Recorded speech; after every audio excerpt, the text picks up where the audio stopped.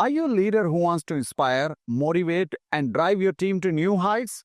Today, I'm going to share 30 powerful phrases that will change the way you communicate with your team. Now, these are the exact phrases that top leaders use to build trust, boost productivity, and of course, lead team to success. If you want to command respect and get real results, stick around because these phrases can change everything. तो चलिए चलते हैं phrase number 1 की तरफ. Let's focus on solutions. इसका इस्तेमाल हम तब करते हैं जब हम ये कहना चाहते हैं कि प्रॉब्लम को बहुत ज्यादा डिस्कस ना करके सोल्यूशन की बात करते हैं. फॉर एग्जाम्पल, आप कह सकते हैं, well, I understand the issue, but let's focus on solutions rather than talking a lot about the problem. And phrase number 2 is I trust your judgment. इसका इस्तेमाल आप तब करते हैं जब आप भरोसा दिलाना चाहते हैं टीम को कि मुझे आपके ऊपर पूरा भरोसा है, करिए जो आप करना चाहते हैं. फॉर एग्जाम्पल, आप कह सकते हैं, I trust your judgment. Do what you think is best in this situation. So हमारा phrase number 3 है, how can we improve this? इस phrase का इस्तेमाल आप तब करते हैं जब आप कहना चाहते हैं कि ठीक है, जो आपने किया बढ़िया है, लेकिन हम और बेहतर कैसे कर सकते हैं. So you can say, the project is going well, but how can we improve even further? And fifth one is magical, especially जब आप अपनी टीम को कहना चाहते हैं कि आपको अगर सपोर्ट की जरूरत है तो मैं हूं ना. तो आप टीम को कहिए, what support do you need? बस आपने पूछना है. फॉर एग्जाम्पल, आप कह सकते हैं, you're doing great, but let me know what support do you need in case you need any help. और फ्रेज नंबर 6 का हम इस्तेमाल करते हैं किसी भी प्रोसेस को सिस्टमैटिक बनाने के लिए. तो आप कह सकते हैं, लेट्स स्ट्रीमलाइन द प्रोसेस. तो वर्ड है स्ट्रीमलाइन. तो आप कह सकते हैं, I think you can save time if you streamline the process. So let's discuss that. तो स्ट्रीमलाइन बहुत अच्छा वर्ड है इसके लिए. Phrase number 7 is I value your expertise. दोस्तों, इसको एक्सपर्टीज बुलाते हैं. ध्यान रखिएगा प्रोनाउंसिएशन का. और इसका इस्तेमाल तब करते हैं जब आप अपनी टीम को बताना चाहते हैं कि आपके अंदर स्किल है और मुझे उसके ऊपर पूरा भरोसा है. तो आप कह सकते हैं, well, you have good experience in this particular field and I value your expertise. तो जरूर कहिएगा उनको अगर आप उनकी तारीफ करना चाहते हैं. जब आप अपनी टीम के प्रायोरिटीज को सेट करना चाहते हैं तो आप कह सकते हैं, लेट्स सेट क्लियर प्रायोरिटीज. तो आप कह सकते हैं, before we dive into the new task, let's set clear priorities and focus on one area.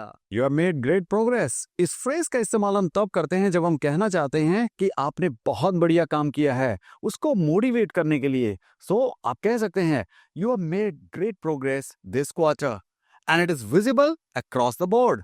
तो आप इस्तेमाल कीजिएगा इस फ्रेज का तारीफ करने के लिए. And phrase number 10 is, how can we make this more efficient? इसका इस्तेमाल आप तब कर सकते हैं जब आप कमी ना निकालकर ये कहना चाहते हैं कि ठीक है, आपने काम किया है, लेकिन हम और बेहतर कैसे कर सकते हैं. तो आप कह सकते हैं, this is good work, but how can we make it more efficient going forward. With the help of phrase number 11, you can tell your team that let's align our goals. तो इसका इस्तेमाल आप तब करते हैं जब आप अपनी टीम को कहना चाहते हैं कि देखिए, हमारा गोल एक है, तो आप काम अलग अलग कर रहे हैं लेकिन गोल तो एक ही है ना. तो आप कह सकते हैं, before we proceed, let's make sure that we are aligned on our goals.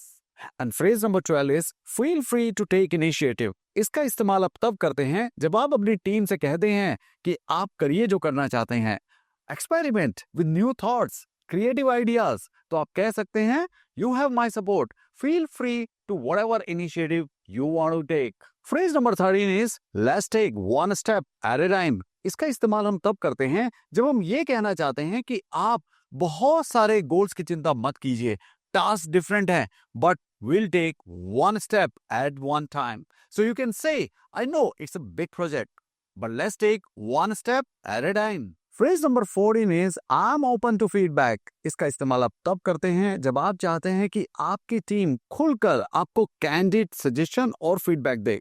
तो आप कह सकते हैं, I'm open to feedback at any time if you have any suggestions or concerns. And phrase number 15 is what's your plan for the next steps? इसका इस्तेमाल आप तब करते हैं जब आप अपनी टीम से पूछना चाहते हैं कि यहां तक तो अच्छा था, आगे क्या करना है. तो आप कह सकते हैं, You've done great so far, but what's the plan for the next steps? We need to raise the bar. ये है हमारा फ्रेज नंबर 16. इसका इस्तेमाल आप तब करते हैं जब आप अपनी टीम को नई ऊंचाइयों तक ले जाना चाहते हैं. तो आप कह सकते हैं, we have done well so far, but now we need to raise the bar and touch new heights. So, phrase number 17 is, let's take ownership of this task. इसका इस्तेमाल आप तब करते हैं जब कोई बहुत बड़ा प्रोजेक्ट आता है, आप टीम को इकट्ठा करते हैं और आप कहते हैं, देखिए ये मेरे अकेले के बस की बात नहीं है, आपको ओनरशिप लेनी पड़ेगी। तो आप कह सकते हैं, this project is very crucial, so we all need to take ownership of this particular project. कभी कभी आपके प्लान्स काम नहीं करते हैं, तो नहीं करें तो कोई बात नहीं, दोबारा से स्ट्रेटेजी बना लेंगे। तो आप कह सकते हैं, लेट्स रीविजिट आवर स्ट्रेटेजी। तो आप अपनी टीम को कह सकते हैं, our initial plan was solid, but based on the data that we have received, we need to revisit our strategy. Phrase number 19 is you are on the right track. जी हाँ, इसका इस्तेमाल तब करते हैं जब आपको लगता है कि आपकी टीम बहुत अच्छा कर रही है, कुछ चेंज करने की जरूरत नहीं है। तो पहले आप उनकी तारीफ कीजिए और फिर उनसे कहिए, you are on the right track. जैसे आप कह सकते हैं, keep going with this approach, you are on the right track. So the phrase number 20 is what is holding us back? इसका इस्तेमाल आप तब कर सकते हैं जब आपको लगता है टीम बताए हुए रास्ते पर नहीं चल रही है या रिजल्ट्स वो नहीं आ रहे हैं जिसकी आपको एक्सपेक्टेशन थी।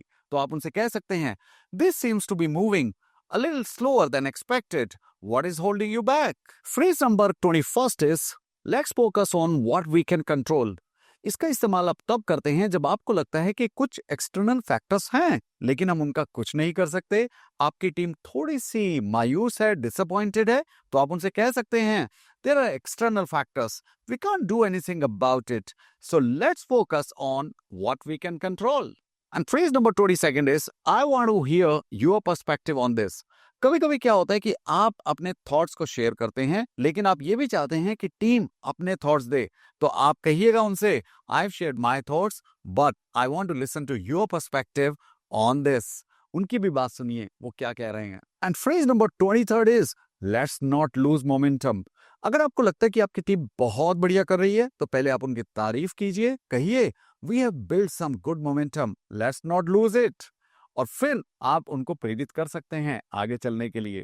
Phrase number 24 is what is our biggest challenge right now. इसका इस्तेमाल आप तब करिए जब आपको लगता है टीम बहुत अच्छा कर रही है लेकिन अब चैलेंजिंग होने वाला है। तो आप उनसे सुनिए और उनको कहिए भी। तो आप कह सकते हैं, we are doing well overall, but what is the biggest challenge that we are going to face right now. And phrase number 25 is how can we make it more impactful. कभी कभी आपकी टीम को client के लिए presentation बनानी होती है और आप चाहते हैं कि अभी इसमें बहुत इंप्रूवमेंट की गुंजाइश है। तो आप उनसे कह सकते हैं, the presentation looks good but how can we make it more impactful. तो आप उनसे कहिए, इस फ्रेज का इस्तेमाल कीजिए। And phrase number 26 is let's focus on long term gains. कभी कभी आपकी टीम कुछ शॉर्टकट लेना चाहती है, कुछ क्विक फिक्सेस करना चाहती है। आप उनको रोकिए और आप उनसे कह सकते हैं, this might take time but let's focus on the long-term gains rather than quick fixes. Our phrase number 27 is, I need you to take the lead on it. कभी कभी आप किसी टीम मेंबर को बुलाते हैं और आप अपना भरोसा उस पर जताना चाहते हैं। तो आप उसको अलग से बुलाइए और कहिए, this project is a top priority and I need you to take lead on it. And phrase number 28 is, let's turn this into a learning opportunity. कभी कभी चीजें वैसी नहीं होती जैसा आप चाहते हैं। तो आप कह सकते हैं, this didn't go as planned, but let's take it as a learning opportunity and learn from our mistakes. And our phrase number 29 is, let's break this down into manageable parts. कभी कभी कोई प्रॉब्लम बहुत overwhelming लगती है तो आप अपनी team को कह सकते हैं, this feels overwhelming, but let's break this down into manageable parts and take one task at one time. Last but not the least, phrase number 30th, What's our game plan? इसका इस्तेमाल दोस्तों तब करते हैं जब सारे रिसोर्सेज आपके पास हैं और अब आप टीम को चाहते हैं कि वो गेम प्लान बताए और उसको एग्जीक्यूट भी करे। तो आप उनसे कह सकते हैं, we have the resources we need, now what's our game plan to execute this.